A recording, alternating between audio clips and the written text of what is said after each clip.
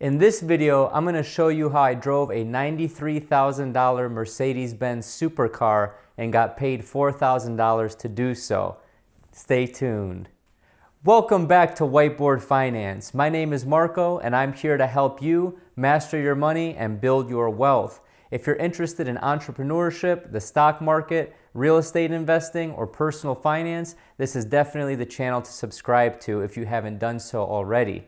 I need to start this video with a story so you get some context as to how much I bought the car for, what the numbers were, and what the situation was that led me to actually make $4,000 on my Mercedes. So ultimately, this was right around 2012, 2013, after the economy hit the fan. I'm talking everyone was getting laid off, people didn't have jobs, sales were definitely stagnant in pretty much every industry. And that's actually when my car got traded in to help contribute to my dad's car.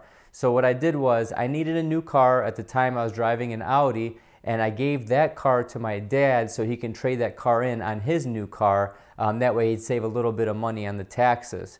So ultimately I needed a new car, so I started shopping around on Craigslist, and I was just looking at different German cars. I really like, BMWs, Mercedes, Audis. But I'm old school in the fact that I just look for a one user or a pre-owned, one owner with all the maintenance records, all the good Carfax, all that good stuff. And I let the original owner actually take the depreciation hit.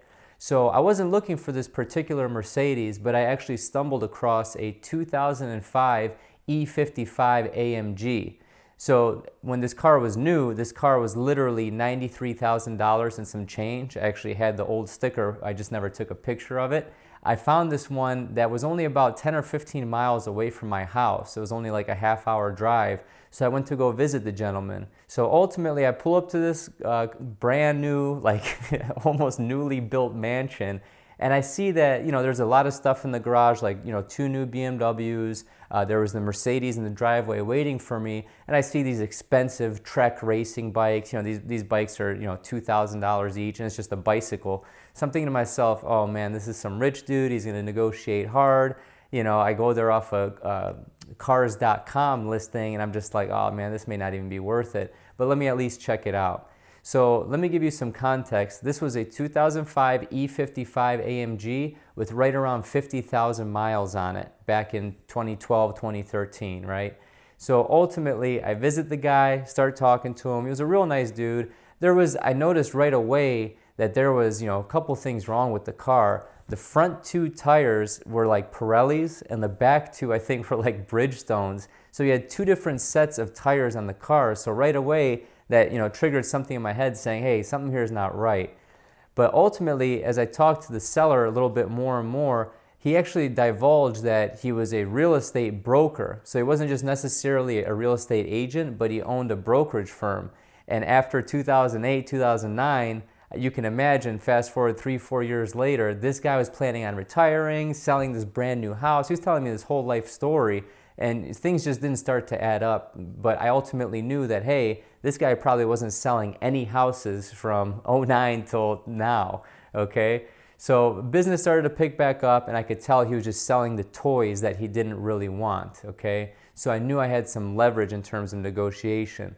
So let me get into the numbers. Let me make a long story short. I ultimately bought this car, so I'll do PP for purchase price. He was asking, I believe, $22,500 in the cars.com listing, and I figured I'd lowball him a little bit. There's some deferred maintenance. There's like a little burn hole in the seat from a cigar. He was telling me he closed the deal and the cigar fell in his lap. So I'm like, okay, let me talk this guy down a little bit. So ultimately, the purchase price was $20,000. When I actually went to go register it, taxes and registration, I live in a county in Ohio where the sales taxes are pretty high. So after I ultimately registered and bought the car, between taxes and registration, you're looking at $1,500. So the first thing I did was, okay, I have this beautiful supercar, but I know it kind of looks like crap right now. I got to clean it up, but under the skin, it was just a little bit of cosmetic issues, but that's all I needed to fix. So the first thing I did was I got rid of the curbed up AMG wheels. There's nothing I could really do. So got rid of those on Craigslist, and I actually found new wheels. So when I say wheels, I mean rims. So these were beautiful BBSs. If you guys know anything about cars, BBS wheels are really expensive because of the way they're made. They're lightweight, they're strong, and they look really good. So ultimately, I found like a $2,500 set of wheels used on Craigslist for $1,000, and they were very lightly used. I cleaned them up. It looked absolutely beautiful. So in terms of the cosmetic issues, I detailed this car myself. I love detailing. To me, it's like meditation, right? Working with the buffer. You just put on some headphones, put in some music. So the detailing was $0. I did it myself. I guess you can say there's maybe a couple bucks in the detailing equipment and stuff like that, maybe some wax, some electricity, but ultimately I didn't pay anyone to do that. I did it myself. So my total investment, if you add all this stuff up to acquire this car, you're looking at $20,000 plus $1,500 plus $1,000. You're looking at $22,500 that I have in the car. Okay? Now, let me tell you the story about how I sold this thing. I'm not going to tell you the price just yet. So ultimately, you have to realize the economy has sucked for a number of years now. Jobs are hard to find.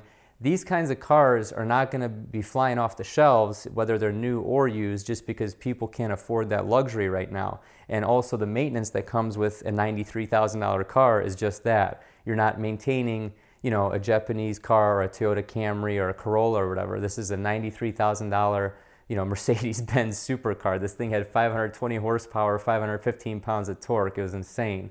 So ultimately, I put this ad up on Craigslist. I did the whole 9 yards. I made a video. I took a million pictures. I detailed the crap out of this car. It looked absolutely stunning, like it was brand new.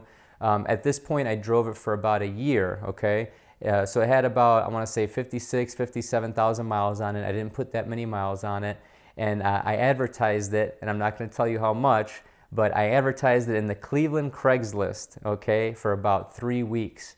And again, this was recession time. I'm getting all these lowball offers, these people calling in, hey buddy, I'll give you 19.5, I'll give you 18. I'm like, no way, I got 22.5 in this car. So ultimately I told myself, okay, let me think outside the box here. Let me go in a market. Cleveland's a little bit smaller market. It's still a bigger city, but I'm like, where's the real money at, okay? It probably won't make sense to list this in the Craigslist of New York. It probably won't make sense to list this, somewhere nearby like Pittsburgh, because it has a similar economy as Cleveland. Let me put this up on Chicago Craigslist. And within 2 days, I had the car sold like this. The sales price, let me get rid of this stuff here so you can actually see what I'm writing. Remember, I have 22.5 into the car. I sold this car on Craigslist with a certified check for $26.5. So remember, I had $22.5 in this. If you do the simple math, that's a profit of $4,000, excluding taxes on that, obviously.